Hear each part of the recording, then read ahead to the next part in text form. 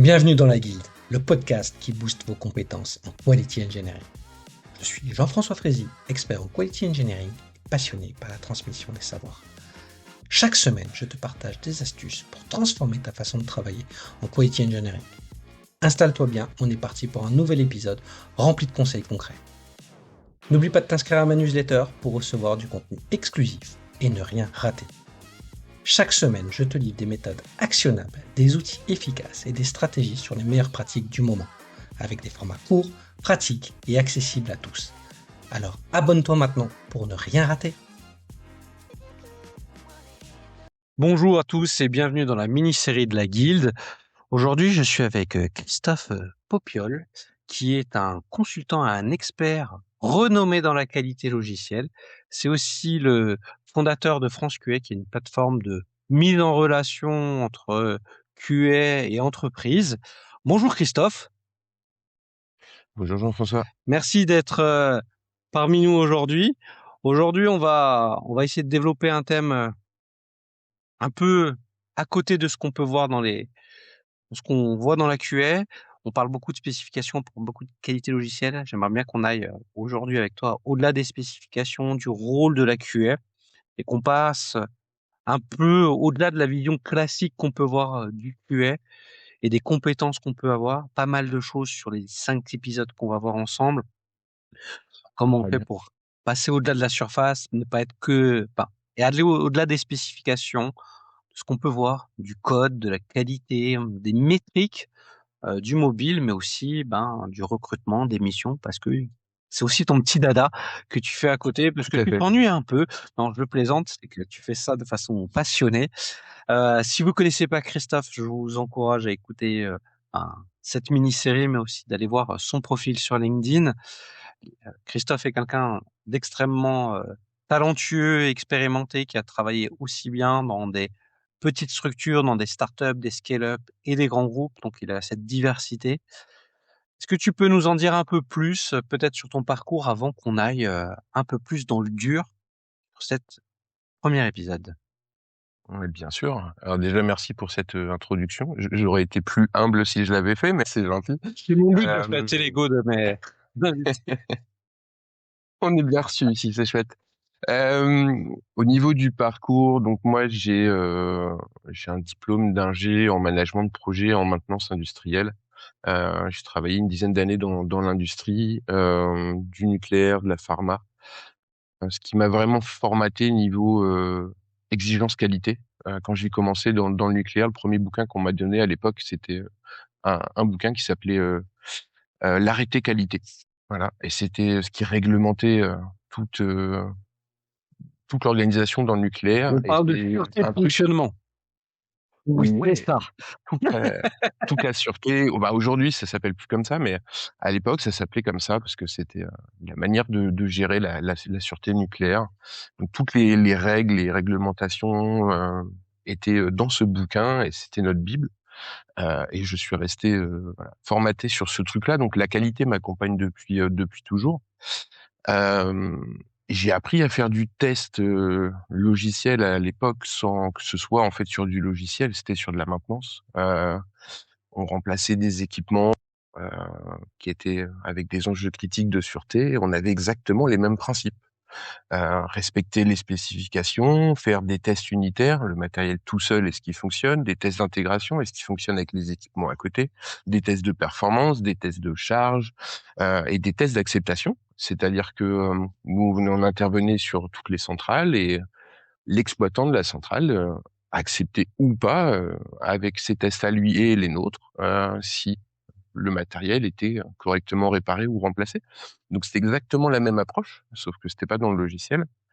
Et moi de mon côté, j'ai toujours été passionné par l'IT.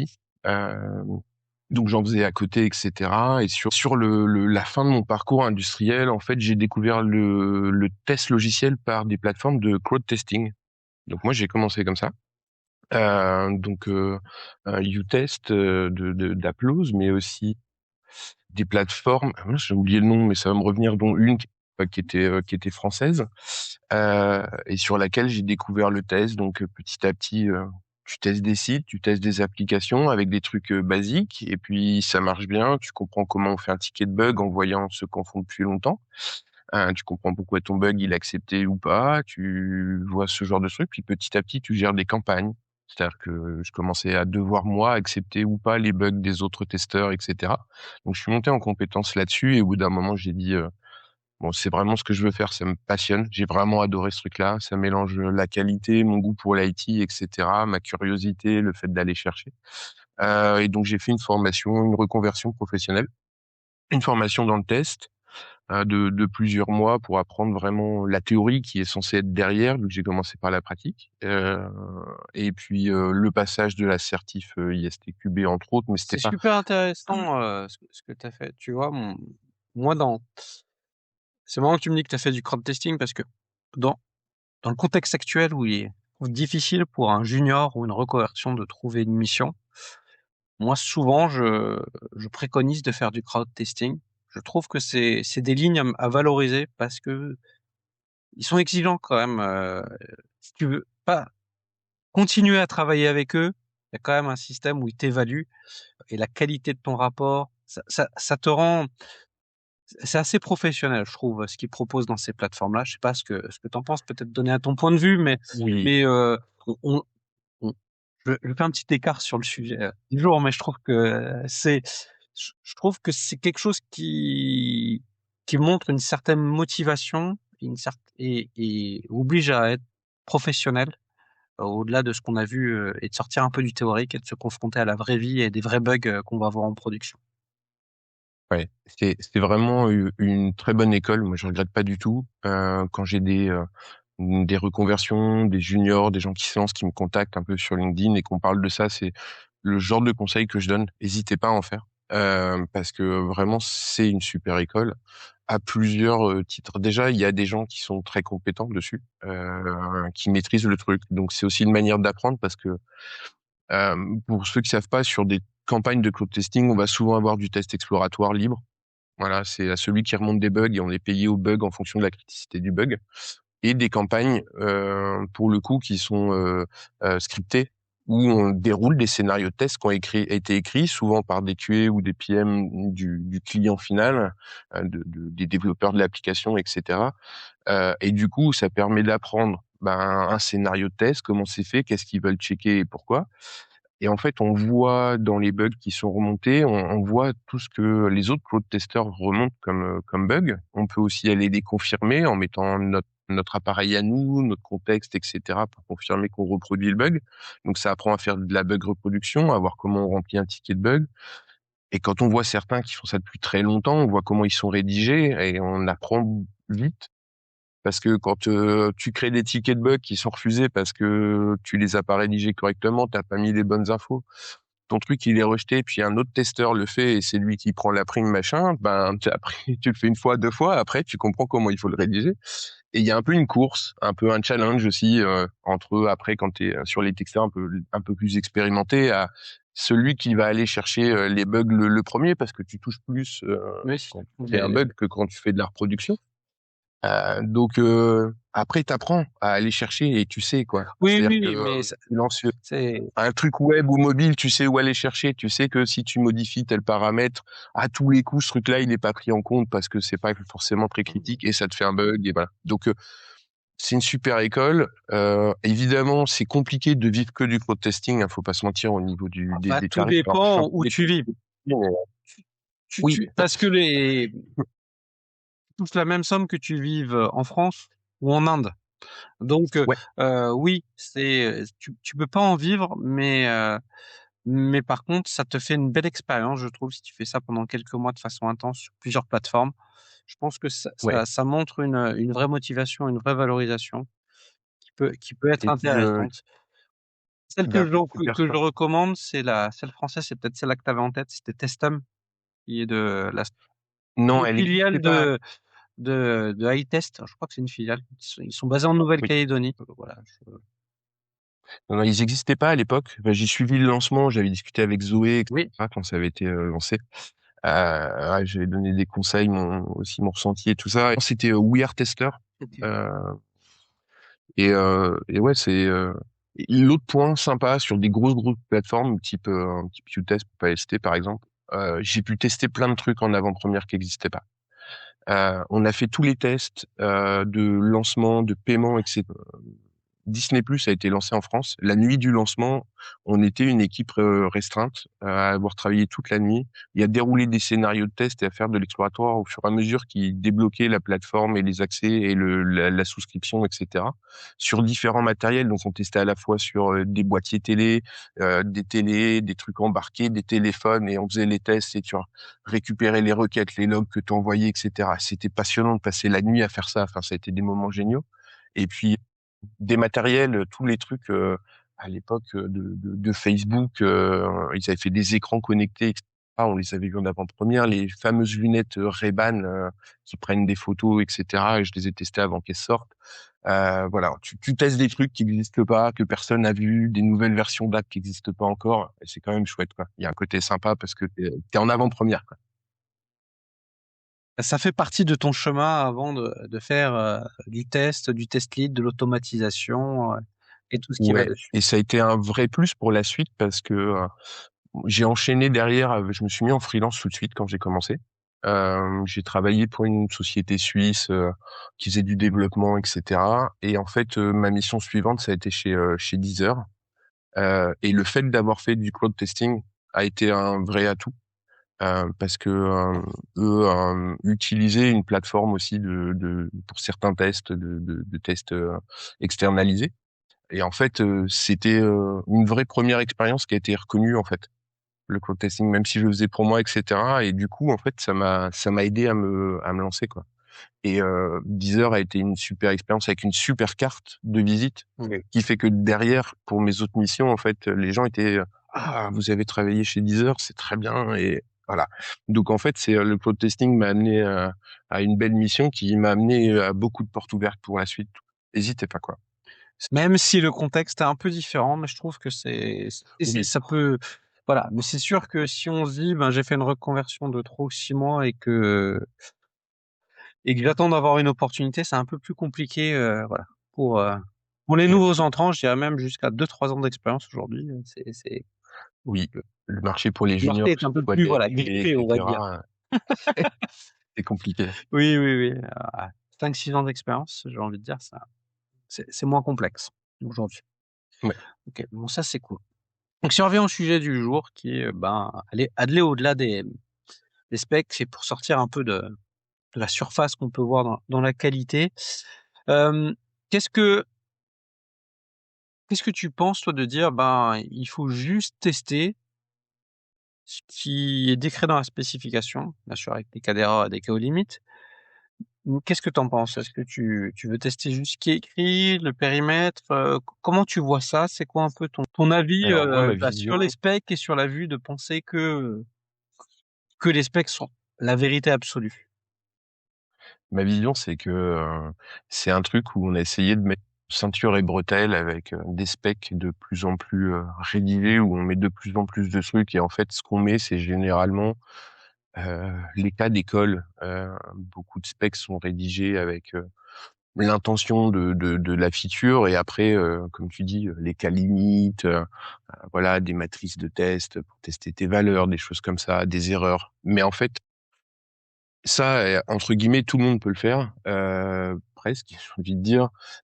Le côté produit, ils pourraient tester ces cas-là, que les devs peuvent tester ces cas-là. Et limite, aujourd'hui, où on en est à l'ère de l'IA, c'est les cas que l'IA va te sortir. Et entre guillemets, il n'y a pas tellement de valeur ajoutée là-dessus. Je pense que ce qui fait la différence entre un testeur expérimenté avec une certaine seniorité, c'est justement d'avoir vu beaucoup de choses, vu différents produits, différentes situations. Et en fait, tu es capable de voir les specs qui ne sont pas écrites et qui sont euh, induites par le contexte, le Ce qu'il y produit, a la entre les lignes. situation, l'équipe. Ouais, parce que selon la maturité du produit, la maturité de l'équipe, la technicité, l'appétence des devs pour le test, etc., chaque contexte est différent. Et des fois, tu es obligé de revérifier plein de trucs quand tu fais du test parce que c'est pas le truc des devs dans cette équipe de tester profondément, c'est pas dans la culture, ça sort à la va-vite, forte pression pour sortir de la feature et puis c'est du code. Et là, du coup, à toi d'aller nettement plus loin. Et dans d'autres équipes, c'est complètement différent.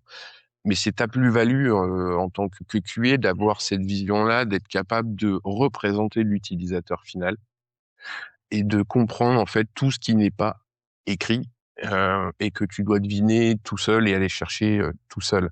Et donc le périmètre, il est souvent bien plus large que ce qui est écrit et que ce qu'on veut bien Ouais, dire. et Et c'est sans oublier le fait que il y a ce qui est écrit et l'ambiguïté qu'on peut avoir dessus. C'est pas tout à toujours fait. évident, ça. Moi, je me bats je contre ceux qui pensent: «Le PO, il a écrit ça, donc il a forcément la vérité». Faut pas oublier que c'est un être humain qui a écrit quelque chose avec un filtre, avec un temps limité et que ce qui lui paraissait évident à l'instant T, 2 semaines, 3 semaines après, ça peut être même moins évident pour lui parce qu'il a écrit avec certains un contexte et donc c'est ça qui est important et de penser que ce qu'on nous donne, c'est exactement ce qu'on veut, des fois, on est un peu surpris. Donc il y a l'ambiguïté et en plus tout le contexte que tu as dit derrière, avec l'expérience qui peut vraiment jouer. On peut avoir aussi un PO, ça fait pas longtemps qu'il est là, dans le produit et ne pas maîtriser, la complexité technico-fonctionnelle qu'il peut y avoir aussi dessus. Faut pas oublier ça. Moi, un truc où je me bats souvent, c'est que sur les specs, on a tendance à oublier que les specs sont vivantes Oui. et qu'elles ne sont pas figées. Je m'explique. Le rôle du QA, ça va être de challenger au plus tôt les specs. Donc de challenger, mais aussi d'aider à les définir. Moi, j'estime que c'est notre rôle aussi d'aider le produit à avoir une vision claire, à penser à tout et à Tout le monde fait vraiment partie de l'équipe mesurer le produit, périmètre. tout le monde. Et tout à fait. Et du coup, c'est pas le PO, le PM qui a dété une ligue de règles et c'est écrit et on suit ce truc-là. Mais entre le moment où on pense la feature, où on veut aller, parce que on a des métriques, on a des retours clients, machin, on veut mettre en place quelque chose parce qu'il y a un sens business pour ça. On se dit, on y va, tu définis un peu le périmètre de ce que tu veux, comment elle est pensée, etc. C'est une première version. Après, elle va être rédigée, elle va être challengée, on va essayer d'en écrire des specs, d'avoir des trucs un peu plus précis, c'est une autre version.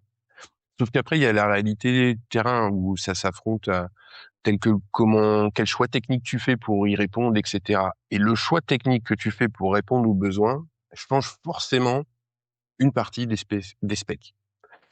Et du coup, il y a toujours quand même un retour à faire parce que généralement, quand on prend le ticket machin, ah oui, on va faire comme ça. Et dans les faits, ah ouais, mais on n'avait pas pensé, il y a ce truc-là, parce que tu peux pas penser à tout quand tu challenges tes specs d'un point de vue technique aussi. Et dans la réalité du truc, tu dis oui, mais on a cette implémentation de code qui fait que, et du coup, on a fait comme ça. Et du coup, ça veut dire que la spec, elle doit être changée. Et le nombre de fois où ça, c'est pas écrit, c'est discuté pendant que le ticket il est fait, pendant que le dev fait son code et ça discute sur la messagerie, sur les machins, ça fait des allers-retours et on définit des règles et des trucs qui ne sont écrites nulle part. Donc, faut challenger le produit et nous remettre aussi tout ce qu'on peut dedans. Mais elles ont évolué et du coup, entre le résultat final et ce qui a été pensé au début, les specs n'ont fait qu'évoluer, quoi. Et c'est normal et il faut le prendre en compte. Et du coup, c'est une gymnastique intellectuelle de toujours rechallenger ce qui est écrit. C'est pas parce que c'est écrit et qu'on s'est mis d'accord dessus que c'est forcément la réalité, que c'est forcément ce qui va être fait et que c'est forcément toujours la bonne solution une fois que le temps passe, quoi. Non, ouais, tu as tout à fait raison et je pense que c'est vraiment très intéressant. Je pense qu'on pourrait en parler encore pendant, 1 heure et demie de ce sujet-là. Je te remercie, Christophe pour, ton point de vue qui rejoint un peu le mien. J'espère que c'est aussi le vôtre, lorsque vous avez écouté cet épisode. Dans le 2e épisode, on va essayer aussi peut-être d'aller au-delà des specs et de parler un peu du code et des devs et de voir, est-ce qu'il faut vraiment tout comprendre dans ce qu'on teste. Donc je vous dis, à très vite pour le 2e épisode de la Guilde. On va toujours aller au-delà des spécifications. Merci Christophe. Merci à toi et à très vite. Merci d'avoir écouté cet épisode. C'est grâce à toi que la Guilde continue de grandir. Si tu as aimé, n'hésite pas à partager autour de toi et à laisser un avis 5 étoiles sur ta plateforme préférée. Je te donne rendez-vous au prochain épisode avec encore plus de conseils pour booster tes compétences.